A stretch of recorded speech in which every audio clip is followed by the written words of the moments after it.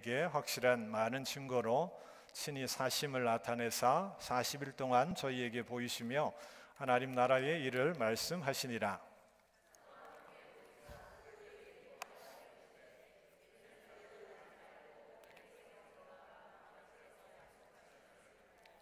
요한은 물로 세례를 베풀었으나 너희는 몇 날이 못되어 성령으로 세례를 받으리라 하셨느니라.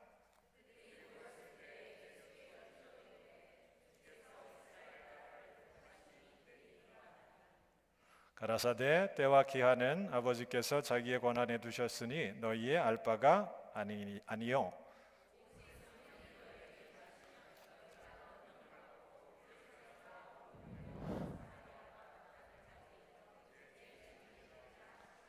이 말씀을 마치시고 저희 보는 데서 올리어 가시니 구름이 저를 가리워 보이지 않게 하더라.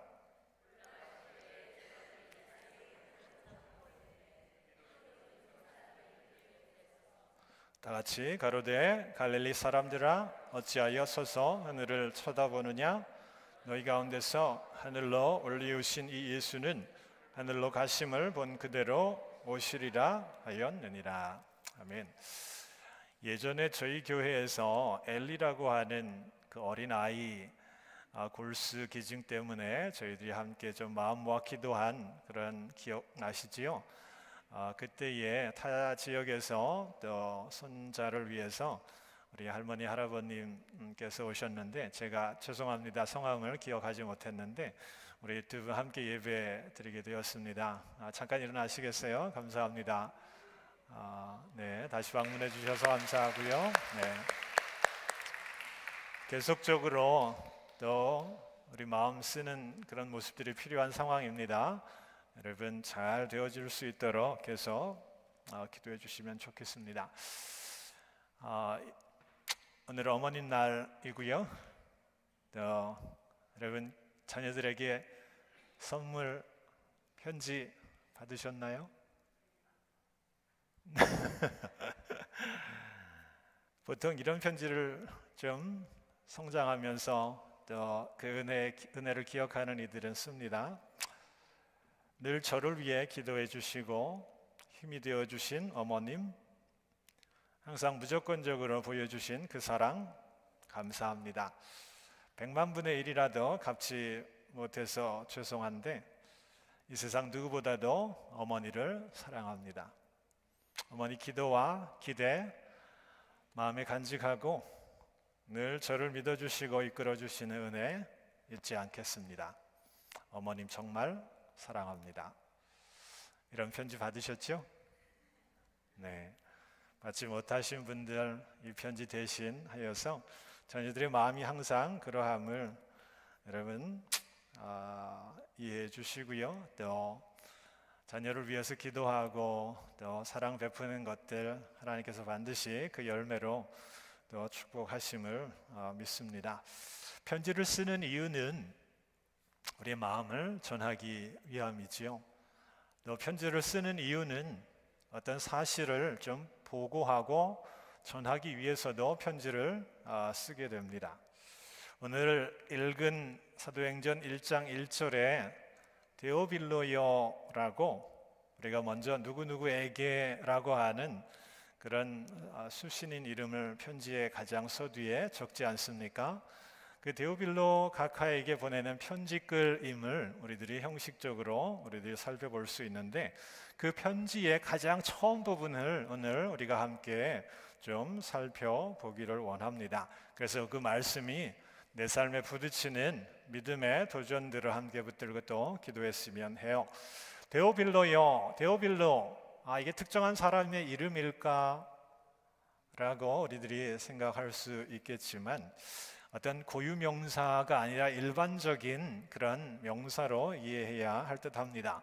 사도행전 23장, 26장에 보면 두 사람의 이름이 나오는데 벨릭스라고 하는 또 베스도라고 하는 로마 시대에 각 식민지에 파견되어서 로마를 대표해서 치리하는 행정 업무관을 뜻하는 그런 관직이 총독입니다. 이 총독을 이렇게 우회적으로 표현한 그런 이름일 것이다 데오빌로라고 또 생각하는 성서학자도 있고요. 실제 이 데오빌로라는 인물이 역사 가운데 유대교 제사장 이름 가운데 데오빌로가 있어서 아마 유대교 제사장에게 또 어떤 의도를 갖고 편지한 것이 아니냐 하는 그런 신학 성서학자들의 의견도 있습니다. 그러나 명확한 근거는 없고요. 이 데오빌로라는 그 일반적인 그 뜻은 데오 하는 것은 하나님을 뜻하는 히라보고요. 필로라고 하는 것은 사랑이라는 그 의미를 지니는 그런 말입니다. 하나님을 사랑하는 자라는 이름을 가진 이 우회적인 이름을 써서 명확히 드러내기는 좀 개인적인 신상에 어떠한 리스크가 있어서 우회적으로 표현했지만 실제적으로 어떤 각하라고 존칭을 쓸 정도로 어떤 고급 관리였지 않았을까 하는 그런 생각을 많은 이들이 하고 있습니다. 그래서 그 관리가 기독교에 대해서 이 마음이 있는 거예요. 또 관심이 있는 거예요. 또 어떻게 그 어떤 신앙으로 그 교회가 더욱더 커져가는지에 대해서 굉장한 궁금함이 있는 거예요. 이 누가라고 하는 의사는 이 누가복음을 먼저 씁니다. 그래서 데오빌로에게 편지를 그 전체를 보내게 돼요. 그래서 예수님의 탄생과 승천까지 이 땅에서의 생애에 대해서 아주 사실적으로 그가 이해하고 또 신앙적인 시작이 어디에서 비롯됐는지 그에게 알려주는 첫 번째 편지를 쓰게 되지요. 그리고 후속편으로 사도행전을 그에게 또 써서 보냅니다. 이제는 예수님이 하늘에 오르신 그 승천 이후에 이 땅에 계시지 않았는데도 그를 통하여서 하나님의 은혜와 능력을 힘입은 이들이 교회를 통해서 어떻게 또 하나님의 그 일들을 이루어가는지 아주 자세하게 기록해서 그의 관심과 또 그의 어떤 물음에 대답하는 그런 목적을 갖고 편지를 쓰게 되죠. 이 사도행전은요, 주님을 따르는 제자들, 그들을 통해서 교회가 어떻게 점점점 이 땅에 커다란 그런 하나님의 공동체로 그렇게 세워져 갔는지 거기에 대해서 이유를 설명하고 있고요. 그 과정을 아주 디테일하게 설명하고 있어요. 오늘 첫 번째 인사말이 들어가야 하는데 첫 번째부터 결론을 데오빌로에게 말하고 있어요. 교회가 이렇게 성장해 가는 것은 이런 이유 때문이다라고 분명하게 그렇게 설명하는 그 말씀을 오늘 우리가 좀 살펴보려 합니다. 그래서요, 오늘 우리 시대에 우리 교회가 가야 할 방향들을 좀 붙들고 같이 기도했으면 합니다. 첫 번째, 데오빌로에게는요 이런 말을 합니다. 교회가 교회로 커져 어떤 영향력을 끼치게 된 것은 하나님 나라에 대해서 예수님, 부활하신 주님이 제자들에게 말씀하셨고 그 하나님 나라를 붙잡고 교회가 올인했다라는 그런 이유를 이야기합니다. 3절 보시겠어요? 해받은 신 후에 저희에게 확실한 많은 증거로 친히 부활하심을 나타내고 40일 동안 저희에게 보이셨는데 하나님 나라의 일을 말씀하셨다라고 말하는 거예요. 부활하신 주님이 제자들에게 가장 그 핵심적으로 또 제자들을 가리킨 것이 하나님 나라라는 거예요. 여러분, 하나님 나라라고 하는 그 단어는 우리는 그냥 아무 별 느낌이 없을 수도 있어요.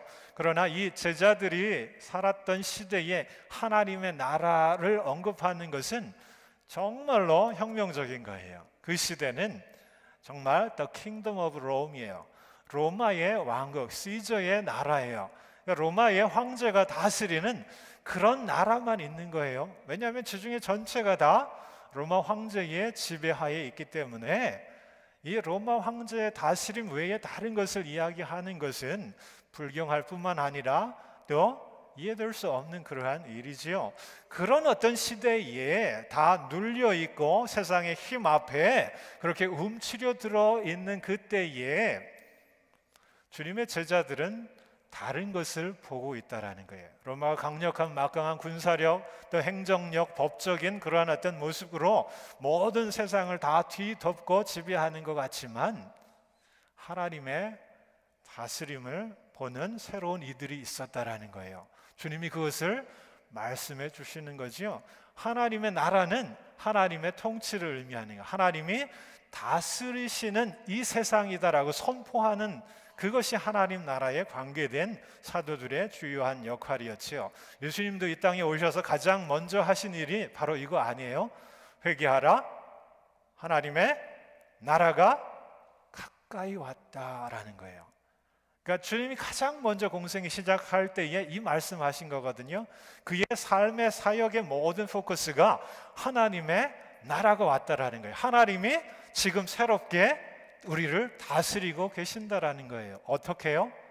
예전에는 법을 통해서, 율법을 통해서, 제사를 통해서 하나님의 말씀과 긍휼을 이야기하셨다면은 그 용서의 길을 제시해 주셨다면 이제는 새로운 방식인 거죠.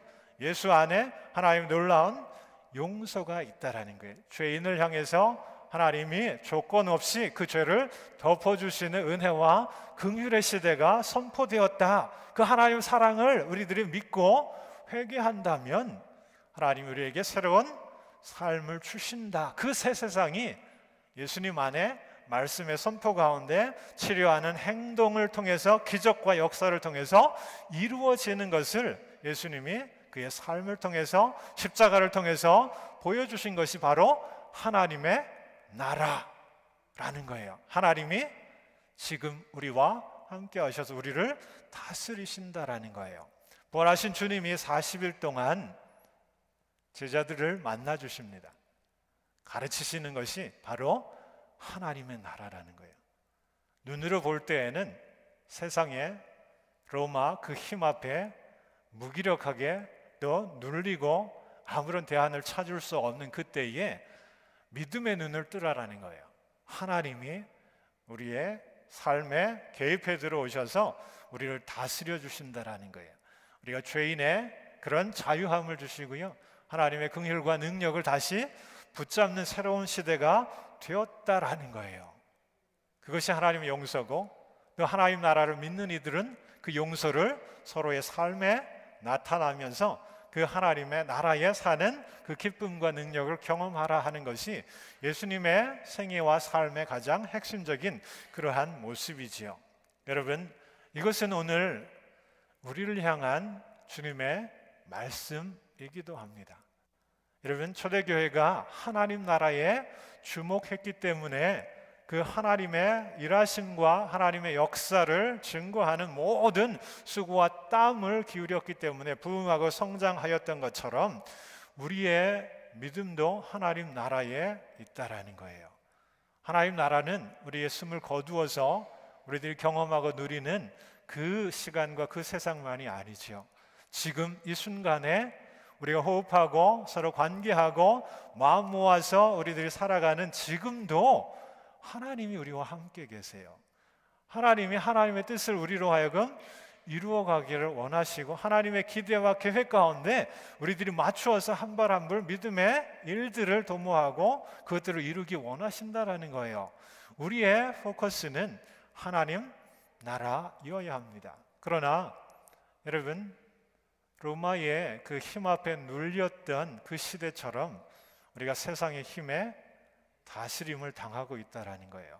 세상은 정말 우리가 원치 않는 방향 가운데 계속 우리로 유혹하고 넘어지게 합니다. 세상의 가치와 목적과 꿈들을 쫓아서 우리를 흔들지요. 우리가 얼마나 세상의 힘 앞에 무기력하게 무너지고 넘어지고 있습니까? 세상의 힘에 눌리면서 우리들이 살아가고 있잖아요. 여러분, 이 아침에 하나님 말씀하십니다. 우리 안에 우리가 살아가는 관계, 우리가 살아가는 시간과 공간 속에서 하나님이 함께 일하고 계시고요, 동행하시고 우리로 하여금 그것을 보게 하신다라는 거예요. 그래서 그것들을 찾아서 붙잡고 그것들을 통하여서 새로운 꿈들을 우리가 함께 나눌 때에 우리가 그 하나님 나라로 뭉쳐질 수 있는 거예요. 여러분, 교회로 모일 때에 이 하나님의 나라, 하나님이 어떻게 우리의 삶에 개입해서 우리의 삶을 다스리시는지 그것들에 주목했으면 좋겠어요. 모였는데 세상 이야기 하고 싶은 것, 이런 것들 이야기하는 것보다 어떻게 우리들의 삶에 우리를 통하여서 하나님이 일하시는지 그것들에 더 집중하는 우리의 모임이 되기를 원합니다. 우리의 사역이 되기 원하고요, 속회에도 그런 모습들이 더욱더 커져가기를 원해요. 오늘 짧은 말씀이지만 두 번째, 누가가 이 드빌라에게 교회가 이렇게 커져갈 수 있었던 것은 이런 이유입니다. 두 번째 이유를 제시해 주는데요, 성령의 세례, 그것을 언급을 합니다. 여러분, 오늘 말씀 가운데 보시면은 그런 표현이 있잖아요. 5절에 성령으로 세례를 받으리라. 주님이 약속해 주신 그 성령의 세례가 교회에 있는 모든 사도들, 제자들, 교회 성도들 가운데 그 역사가 이루어졌기 때문에 교회가 놀라운 그러한 모습들로 이 세상 가운데 서고 이 세상을 향해서 하나님 나라를 선포하는 그런 공동체가 되었습니다 라는 것을 말하고 있어요. 여러분, 성령의 세례, 이 표현이 우리 가운데 다시 터치되고 더 챌린지 되었으면 좋겠어요. 우리가 다 물 세례는 거의 경험하셨잖아요. 물이 우리의 육체의 모든 부분을 다 적시는 침례, 그것이 아니어도 이 머리에 그 세례 물이 뿌려짐으로 그것이 상징하는 내 육신의 모든 죄가 씻겨져 가는 그런 경험, 그 세례를 경험하셨잖아요. 그러나 더 중요한 것은 성령의 세례라는 거예요. 성령은 보이지 않아요. 불같이, 바람같이 내 마음을 움직이세요. 어떤 설명할 수 없는 그 어떤 힘으로 내 마음을 다시 뜨겁게 해서 내 이전의 생각과 사고방식과 삶의 모든 스타일, 이런 것들을 다 내려놓도록 내 안에 역사합니다. 내 안에 전적인 변화를 일으키게 하시지요. 회개하고 하나님 뜻 가운데 더 순종할 수 있도록 결단하게 하세요. 이 성령의 세례가 주님이 제자들에게 약속하셨잖아요. 이 세례를 받기 전까지는 예루살렘 떠나지 말아라. 제자들은 그것을 지켰고요, 오순절에 주께서 약속하신 그 성령의 세례를 경험합니다. 하나님의 영이 내 안에 임하셔서 방언도 하고 또 예언도 하고 은사도 경험하고 정말 신비한 능력 가운데 하나님 나와 우리와 함께 하시는구나. 이 경험, 살아있는 경험으로 그들은요 세상을 이기게 되었다라는 거예요. 성령의 세례, 성령의 역사가 우리에게 필요하지 않을까요? 우리 메디슨빌 교회에 앉아있는 여러분 한 분 한 분 성령의 세례가 과거형입니까? 미래형일까요? 지금 나에게 필요한 그것이 아닐까요? 여러분, 나를 지배하는 세상의 그런 세례, 세상의 힘이 아니라 정말 나를 이 땅에 내셨고 또 지키시고 또 앞으로도 내 삶을 보장하실 그분이 지금 나와 함께 하셔서 새로운 일들을 이루시기 원하십니다. 그분의 뜻에, 그분의 능력에 내 자신을 노출하고 맡겨버리는 이 은혜 아래 깊이 젖어들을 때에 여러분, 놀라운 일이 일어납니다. 성령이 정말 물세례처럼 성령 가운데 우리가 온전하게 변화되면 정말 세상은 끝나는 거예요. 한둘이 모여도, 우리 메디슨빌 교회에 모여있는 우리들이 그런 어떤 은혜를 입고 그런 공동체로 변화되면 세상이 바뀌어집니다. 이 메디슨빌, 신시내리 바뀌어질 수 있어요. 그죠? 정말 이 붙들림의 역사가 우리에게 간절하게 필요합니다. 우리 안에 성령이 그와 같이 임하셔야 해요. 예전에 드라마에 나온 유명한 대사가 있어요. 그것을 패러디한 건데요, 김치만두가 김치에게 사랑을 고백할 때 이런 말을 한답니다. 내 안에 너 있다. 이해를 못 하시는군요. 김치만두가 김치에게 사랑을 고백할 때 내 안에 너 있다. 여러분, 우리 안에 정말 성령이 있어야 합니다. 이것 놓고 같이 기도했으면 좋겠어요. 이때 흔적만을 갖고 살아가는 것이 아니라 그랬으면 좋겠다 소망만을 붙들고 살아가는 게 아니라 정말 필요한 것은 지금이에요. 지금 내가 눌려있고 흔들리고 아파하고 그럴 때에 사람의 힘이 한계가 있지요. 도움받고 또 조언받고 하는데 한계가 있어요. 그러나 하늘을 향해서 우리가 두 손 들 때 우리를 깨우쳐 주십니다. 지치고 상하고 힘들고 또 원망하고 무디어진 그런 나의 굳게 닥쳐진 마음 가운데 성령께서 역사하시면 정말 놀라운 일이 일어납니다. 세 번째, 누가가 초대교회가 어떻게 그렇게 성장하고 부흥하게 되었을까? 그것을 데오빌로에게 말하고 있는데요. 그 6절 이하에 이런 표현들이 있어요. 부활하신 주님이 40일 동안 계속 하나님 나라에 대해서만 이야기하니까 제자들의 관심은요, 이거예요.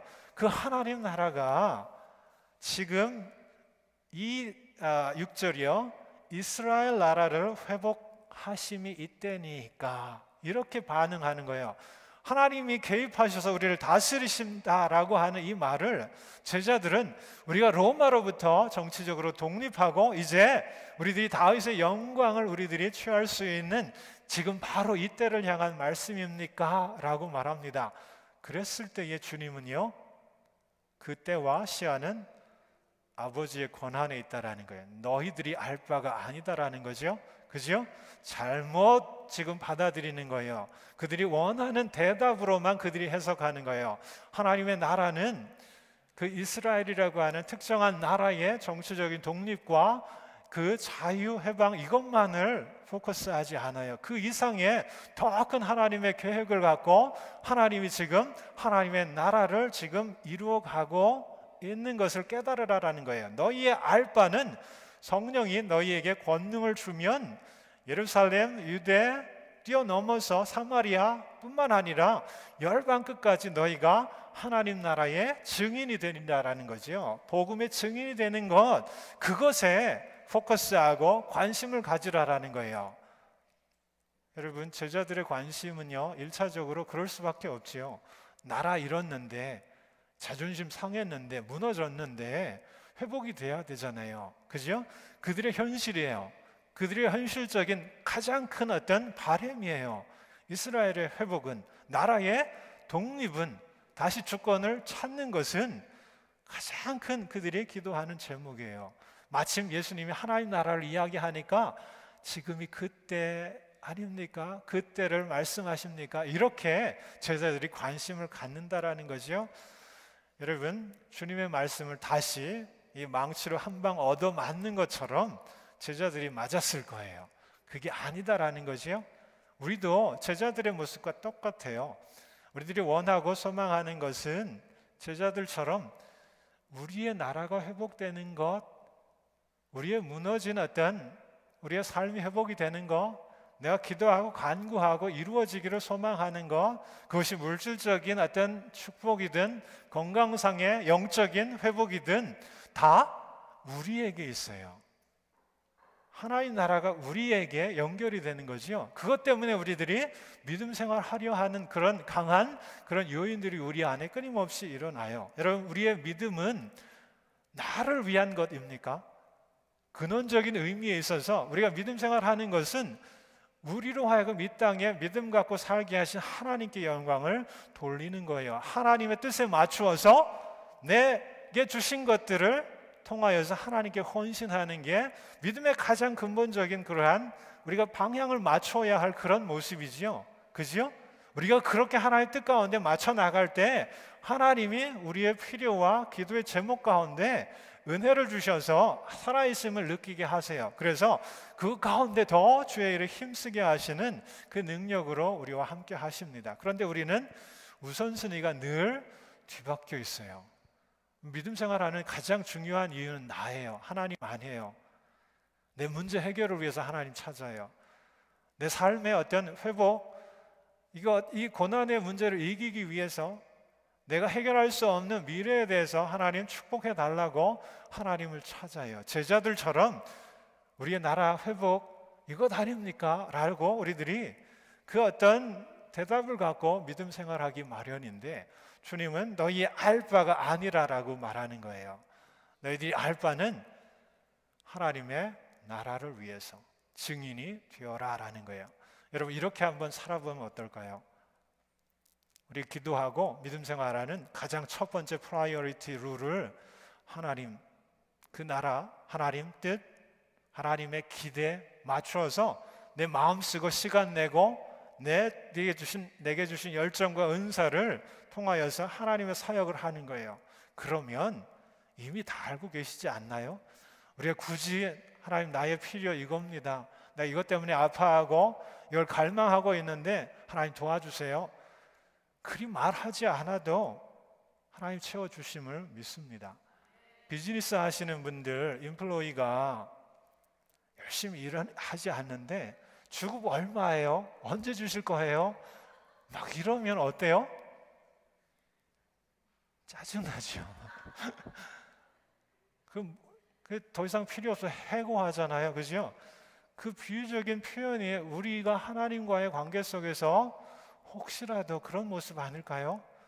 하나님이 주시는 거에 관심이 있어요. 정작 나를 통해서 하나님 이루실 큰 계획과 기대, 이런 것들은 2차적이에요. 초대교회는 주님이 그것을 보게 하셨다라는 거예요. 제자들로 하여금 너희의 알 바는 그게 아니라 증인되어라, 사역해라, 하나님 나라를 위해서 헌신하라 했고, 그것에 맞추어져 제자들이 함께 했기 때문에 교회가 부흥될 수밖에 없는 것이지요. 오늘 세 가지 편지글에서 데오빌로에게 꼭 보고하고 싶은 교회가 성장하고 부흥하는 그 모습을 우리들이 다시 기억하기를 원합니다. 첫 번째 뭐지요? 하나님의 나라예요. 그 하나님 나라를 언제요? 로마가 지배할 때 하나님 나라